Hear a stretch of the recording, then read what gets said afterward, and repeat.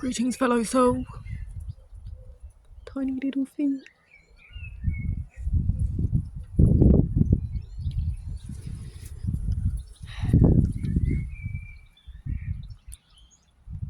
Plants kind of look like a young Robert Plant. The resemblance is striking. Hello, Iron Chicken. No, not Iron Maiden, Iron Chicken.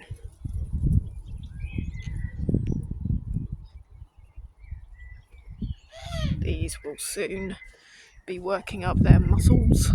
I mean, muscles as in flowers, bushing up. Start looking really lush. And over here.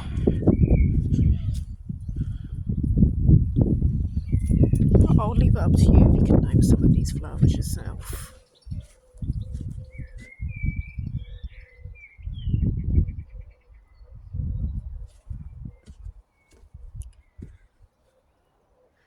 Micro-Atlantis. Plenty of greenery thriving in there. If you wonder what these are, it's a bee drinking station. Little furry pom-poms can sit on the rocks and take a drink without the risk of drowning. Yeah, gotta keep the bees happy, thriving.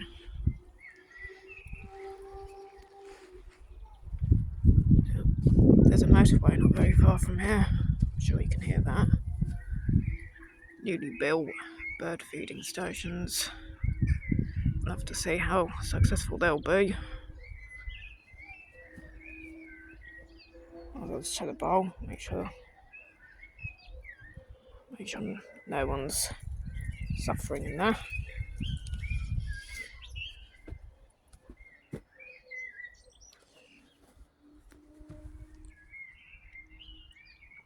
Kind of blue. Yep, kind of blue.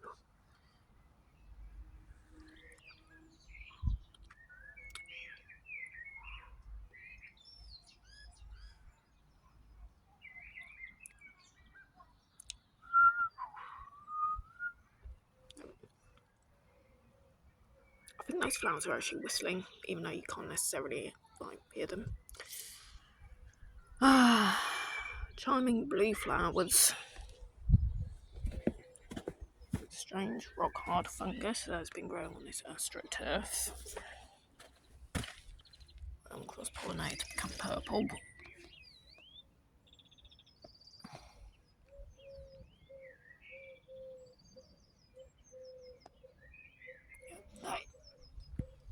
That is a purple forget me not.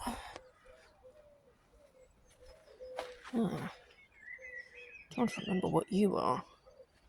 You can see that we've got these nice carmine buds. Yeah, it's like a sort of carmine shade. No, I do not remember what you are at the moment. So you're going to look absolutely splendid though. It won't be long judging by these guys. Yeah, that's going to look absolutely splendid. This will have some work done. Perhaps somewhere in May that will be improved. Yeah, as you can see, we've got a lot of Herb Robert. Yeah, it is really called Herb Robert. Yeah, it's a Robert Plant thing going on here. Oh yes, that's right. Speaking of Robert Plant, over here we have his son, Logan Plant. Yep, that is Logan Plant. Has Logan berries at the right season of year.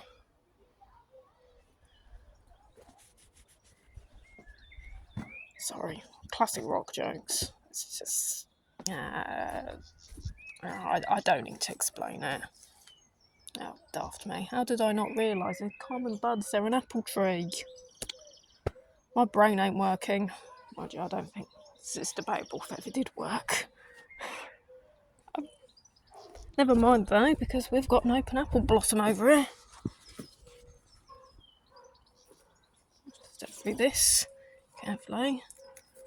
Oh yes. Welcome to the world, fellow soul. That is the first apple blossom I've seen open in this year, 2025. April the 12th. Is it April the 12th or is it April 13? April the 12th. Happy Saturday, fellow souls who may be watching this. We have lots of apple buds. But if you thought that was pretty, well, we're going to get a load of this. The pears have been doing this for a while. Hello, pear tree. Glorious fruits. Look at those buds. Is that something out of a fairy tale? This thing is absolutely covered in them. You're thriving, aren't you, mate? Gosh. Stunning. Absolutely stunning.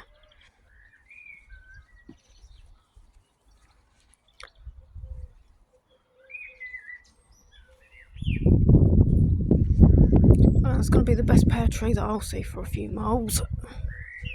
No one seems to grow them around here. Right. I don't think there's anything in the vegetable cage at the moment. I've got a few comfreys. They're good because they bring in the bees. Bring the pollinators nearer to your vegetables. You'll find it intensely rewarding. So we have a lot of nails here. But again, we see that these nails also attract these little guys. Our wonderful garden friends. To be frank, I do feel like a pet one. Oh dear, they're just, I don't know. They're like living plushies. Tiny living plushies. They just look too cuddly for their own good. Oh, even the fiery gingery ones. Hello, mate.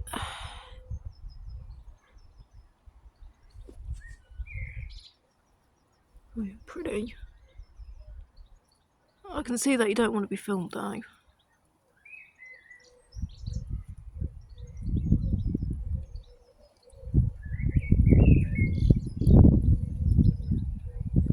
Who knows how to get me to lose his scent? Never mind. Let's go down there. Oh, yes. You can see that I've got quite a few of these comfreys. It's a bit unusual here because usually they like to grow in like marshland. This is not marshland. It's strange. They shouldn't be growing here, but they seem to thrive very well here. I'm quite happy for it. They're a type of wildflower that's native to England. It's called comfrey, a white comfrey, I believe. There's a few variants of it. I believe there's a pink and a cream. Is it cream? So they've got comfrey, white comfrey, pink comfrey. I'll have to consult the books again later. Oh, and here we have another pear tree. Thriving just like the other one. Although, in terms of plantation, it's got quite some competition from... is this a peony or begonia? As you can see, this thing has massive pink flowers.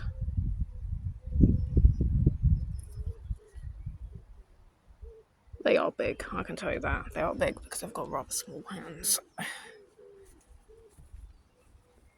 Oh yeah, talk about the big pink.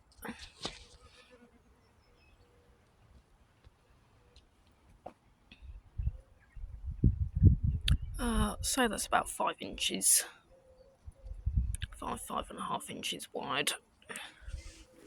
Big pink blooms. A bit like that. Is it that black clematis? Grey clematis. That's not flowering quite ready yet. It's more of a late summer autumn thing. Right, over here we've got rhubarb, which is, well, I can say that has improved within 1 week to the most significant extent, because the other week, size-wise, that was more like this. That's 1 week's worth. I don't know what happened. I'm saying that though, separating its competition from these gooseberries probably helped. Yeah, here we have gooseberries. These are the very prickly varieties. You don't want to get yourself stabbed by these guys.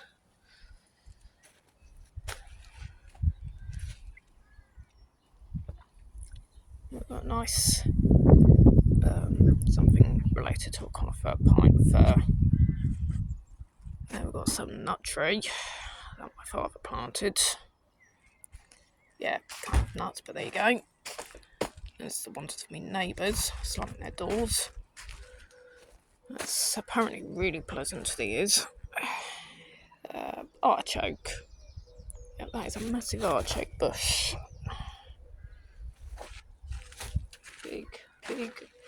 Big artichoke. And lots of compost bins. Okay. Black currant. Because with Ribena, every single one makes it. These have been removed from over where those 3 comfreys are. They were there, but they've been moved here because they're not quite doing well in that patch.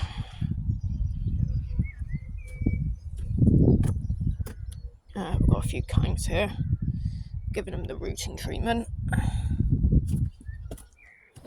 Yeah, I did know what this is. It's a kind of wildflower. Usually ends up getting white flowers, buds like these. Yeah. Again, names are not really with me right now.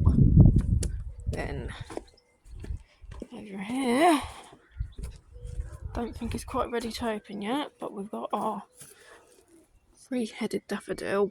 You'll know about this if you've seen any of my recent uploads. Yep, 3-headed daffodils. I've seen 2-headed in the past, but 3-head is something new. And of course we've got these lovely bloomers over here. Hello guys, how are we? Looking absolutely divine, as usual. I do sometimes wonder if they actually do play brass music. You know, if they play a bit of jazz or something. Yeah. Miles Davis Kind of Blue as performed by the Floral Ensemble. Okay, that's just my warped imagination playing games with itself. So yeah, we've got quite a few of these. We've got this, which I believe is lemon balm. Basically, the idea with these is that you can rub your fingers like this on there, and you'll have a very strong, kind of lemon-like scent. Yeah, we call it lemon balm in England. We do call it lemon balm. It's again, it's a type of wildflower that's native. It doesn't actually grow lemons. It's just simply called lemon balm because when you rub it against your fingers, you'll get this lemon-like smell.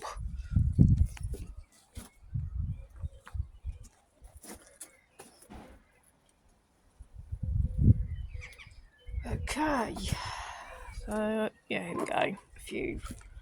In England, we call them buddleia trees. They're an Asian species. I think Americans will call them the butterfly bush, as they do attract a lot of butterflies. They get a pretty bad reputation. People give them a lot of flack, but I think they're quite good to have in your garden. Like all plants, you just need to keep the population under control and just maintain your garden well. If you keep the trimmings under control, they will actually serve you very well, and I think they're actually quite a good addition to your garden if you like flowers and little winged souls that like to flap about with excitement. Stim, stim, stim. Yep, butterflies are always stimming. You can tell by the way they walk. Right, where else to go?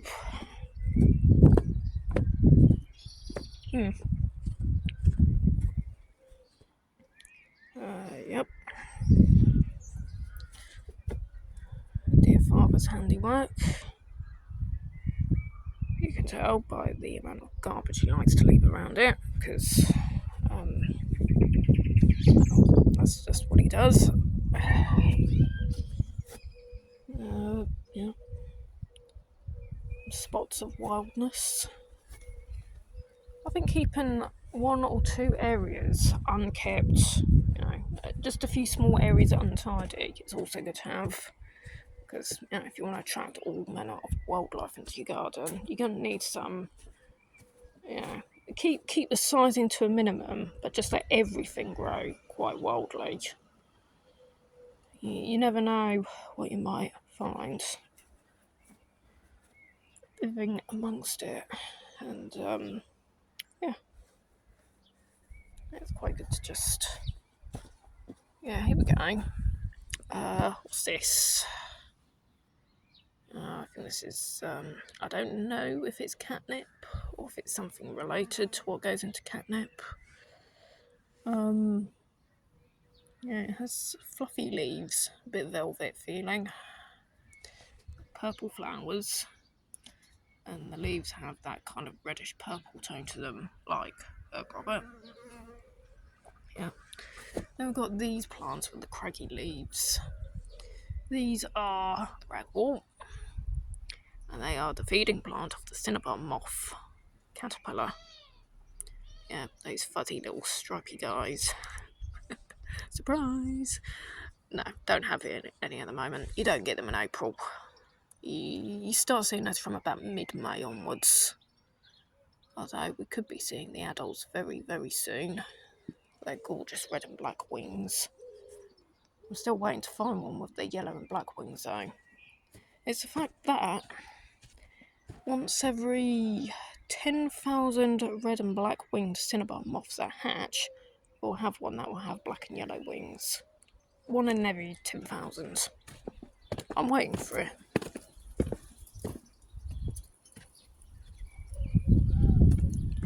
And hey, let's go have a look at the herb box. This is the cherry tree. As we can see, this one isn't quite caught up with the pear trees, but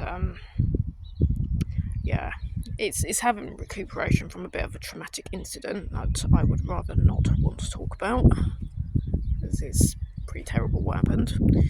But yep, he's budding. He's doing all right.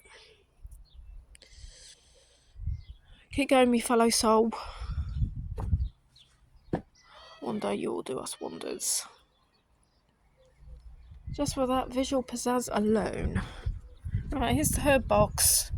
Here we have chives, rosemary.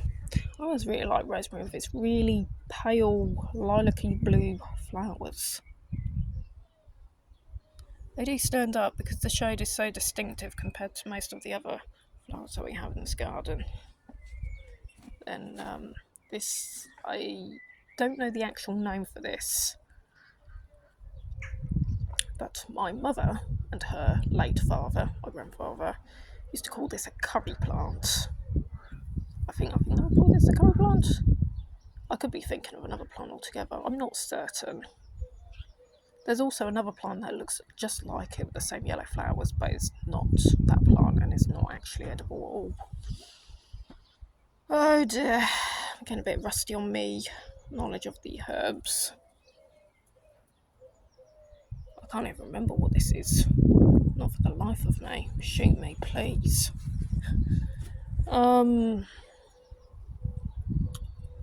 That is that sage or thyme? Oh, that's thyme. I'm thinking this is sage. If I'm wrong, please shoot me. Honestly, because I really can't remember this for the life of me. And down here we have periwinkles. Another native English wildflower. Yeah, these flowers are wilting a bit, but we're going to have some new ones. It's a matter of time before this opens up, giving us wonders. Here we go.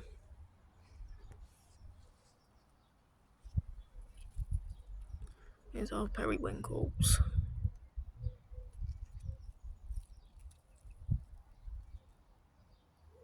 Yep. Sometimes they will have a yellow centre, other times they'll have something more like a white centre. Yeah. And I think that's about it. Garden update for April 12, 2025.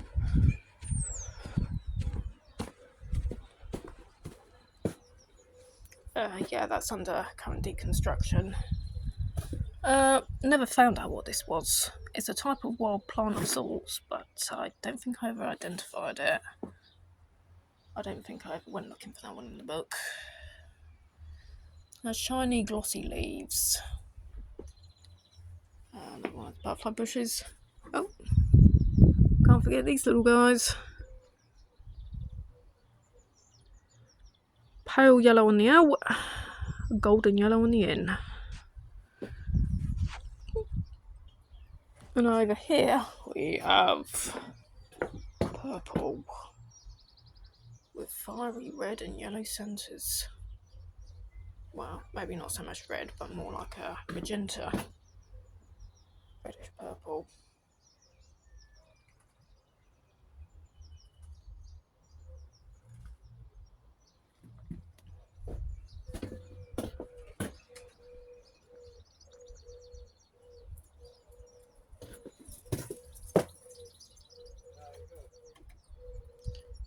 There we go. Great clematis. Season for flowering is out of order. Please come back another time. And yeah, here's another butterfly bush, but this one is this one supposed to be here? Yes, I think we did deliberately plant this one here, but it's going to need some training because he can hardly hold himself up. Yeah, more jobs to be done. And of course down here we have a variety of wild plants. We've got this bugger. This stuff sticks to you.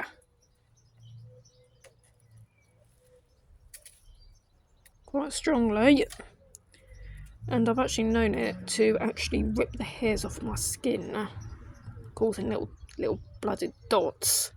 Yeah, you want to watch out with this. You may, if you try and remove this from your garden, you may want to wear gardening gloves because this actually bites. Over here we've got more of this wildflower that I can never remember the name of. Ivy. Keep that under control, but do keep some of it in your garden if you want to keep what shall we say, little blue butterflies. Their larvae usually do feed on ivy. And when the leaves die and curl up, you may find the chrysalises inside them. Yep, cultivating little blue souls, like the ones from that strange video game that I find rather captivating. Yeah, and yeah, that really is, I believe, about it. These little guys are going into retirement. Not the best way to end the video, I suppose, but it is the reality of things. Good things may come to an end, but always anticipate their return. Okay, thank you for walking with me throughout the garden, and wish you a happy weekend. You take good care of yourselves. Keep on rocking.